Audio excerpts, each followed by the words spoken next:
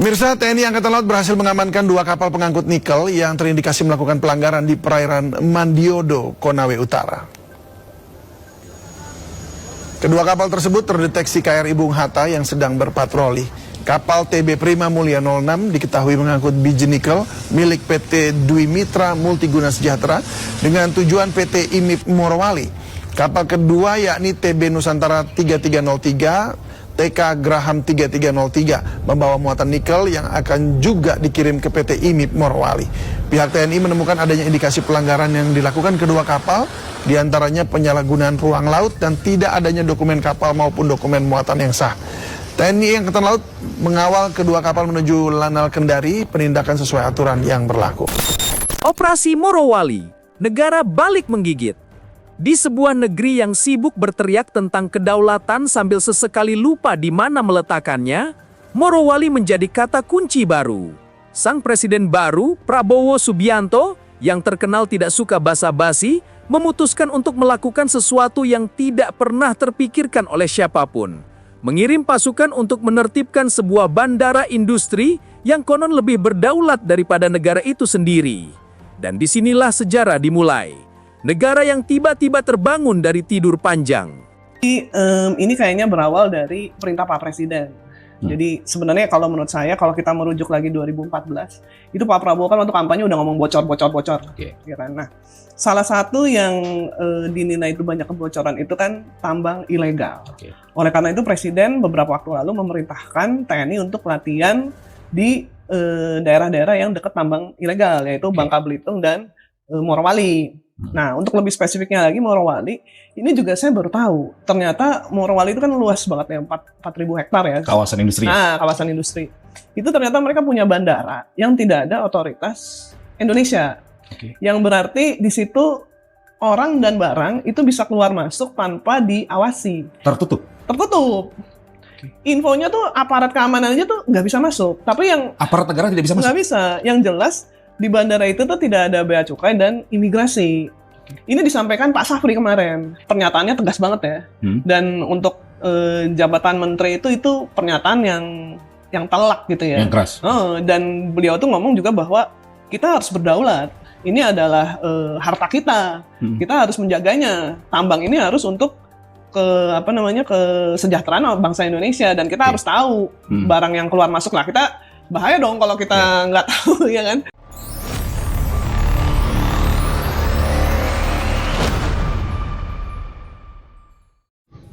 Dan dengan mengucap Bismillahirrahmanirrahim, saya resmikan Bandar Udara Baru Morowali. Di Morowali, sebagaimana teman-teman juga melihat beberapa latihan simulasi, baik itu dalam rangka intercept terhadap pesawat-pesawat yang dimungkinkan mempunyai indikasi kegiatan ilegal. Dan intercept ini dalam latihan dilakukan oleh prajurit-prajurit Tentara Nasional Indonesia terhadap bandara yang tidak memiliki perangkat negara yang bertugas di dalam bandara tersebut. Ini merupakan hal yang anomali di dalam negara Kesatuan Republik Indonesia. Bertahun-tahun lamanya, Morowali berdetak sebagai jantung industri nikel dunia. Asap smelter membumbung, truk-truk tambang berbaris, kapal-kapal elit kelas tanpa dokumen keluar masuk seperti kos-kosan tanpa satpam. Di tengah gemuruh itu, berdirilah bandara tertutup IMIP, seolah-olah potongan kecil negara asing yang tercecer di tanah Sulawesi. Tidak ada bea cukai, tidak ada imigrasi, tidak ada pengawas navigasi, hanya pagar tinggi dan privilege setinggi awan. Mulai tanggal 1 September kemarin, saya perintahkan TNI, Polri, Bea Cukai bikin operasi besar-besaran menutup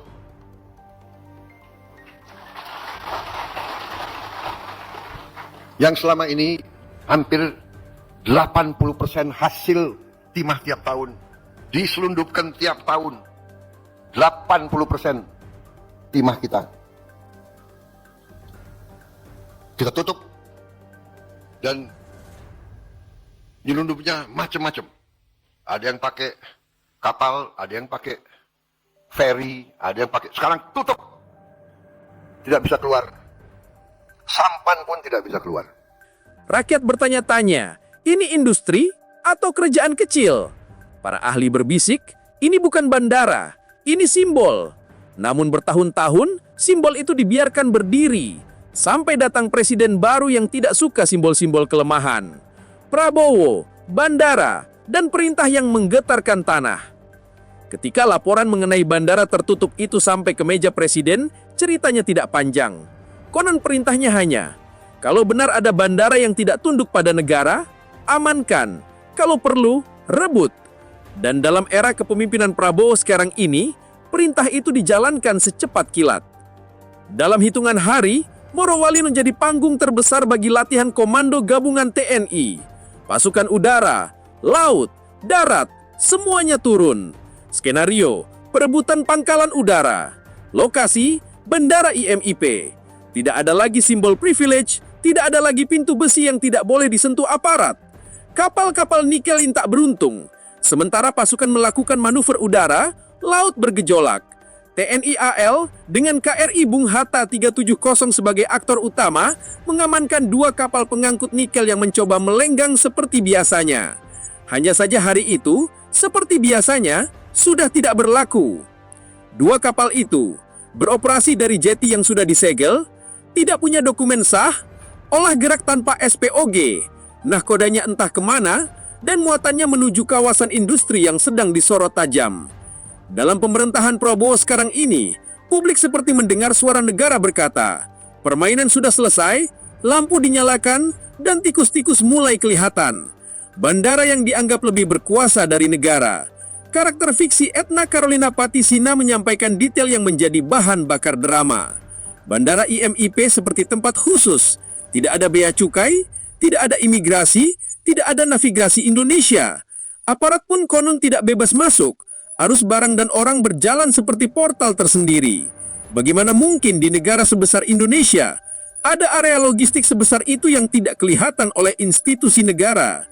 Dan hari ini, dalam pemerintahan baru, Bandara Morowali direbut kembali, yang sebelumnya diresmikan Jokowi dan berindikasi bekerja sama atau kalingkong dengan komunis. Begini kalau ekonomi terlalu manja, negara lupa punya otot. Operasi Morowali bukan hanya manuver militer, tetapi pesan politik. Prabowo berkata, kalian boleh punya industri, boleh punya investasi, tapi kalian tidak boleh punya negara dalam negara. Sejak lama, publik berbisik soal privilege tambang, oligarki smelter, jaringan logistik gelap, investor asing dengan kekuatan berlapis-lapis, pejabat lokal yang terlangu jinak kepada modal besar. Operasi ini menjadi tamparan politik. Siapapun pemiliknya, negara tetap tuan rumah. Ketika kedaulatan dipertaruhkan di pintu masuk bandara, bandara bukan sekedar tempat pesawat turun. Di Morowali, ia adalah urat nadi logistik industri bernilai miliaran dolar. Ada kekhawatiran, barang sensitif masuk tanpa pengawasan, teknologi strategis lolos sensor, drone bawah laut atau perangkat tertentu keluar masuk tanpa catatan, hingga potensi penyalahgunaan ruang udara. Dalam cerita ini, bandara itu dianggap pintu belakang negara, dan Prabowo memutuskan untuk menutup pintu itu, atau setidaknya memasang gembok negara di atasnya. Latihan gabungan TNI bukan lagi tontonan, ini bukan parade, ini bukan diplomasi simbolik, ini adalah pernyataan. Industri sebesar apapun tidak boleh lebih besar dari negara. Setelah bandara diamankan, petugas bea cukai masuk, imigrasi masuk, otoritas navigasi masuk, kepolisian membuka pos, audit tambang dimulai, dan rantai logistik mulai dipetakan ulang. Privasi industri berubah menjadi pengawasan negara, keistimewaan berganti menjadi standar nasional. Rebut kembali nikel untuk rakyat.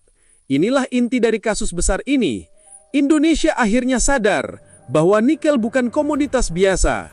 Ia adalah tulang punggung baterai dunia, kendaraan listrik, industri strategis, dan masa depan energi. Selama bertahun-tahun, nikel diperlakukan seperti uang receh raksasa, dikeruk, diangkut, diselundupkan, diolah, tanpa negara benar-benar mengendalikan. Operasi Morowali menjadi deklarasi. Tak ada lagi ruang bagi permainan gelap di sektor nikel.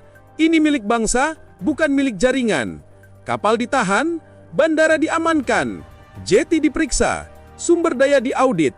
Negara kembali menjadi pemain, bukan penonton. Morowali sebagai simbol era baru. Akhir dari satir ini bukan tentang kapal, bukan tentang bandara, bukan tentang smelter. Ini tentang kedaulatan, kata yang terlalu sering disebut, terlalu jarang dijalankan. Dan dalam hal ini, Prabowo memilih jalan keras, mengerahkan pasukan, menutup ruang gelap, memutus mata rantai lama, menegaskan kembali bahwa negara bukan figuran, dan mengembalikan industri strategis ke pangkuan Republik. Morowali menjadi panggung pembuka, bandara menjadi simbol peringatan, dua kapal menjadi tanda bahwa era kelonggaran sudah berakhir, dan negara akhirnya menggigit balik. Tidak peduli pemerintahan lama sedekat apa, tetap akan dihabisi tanpa terkecuali.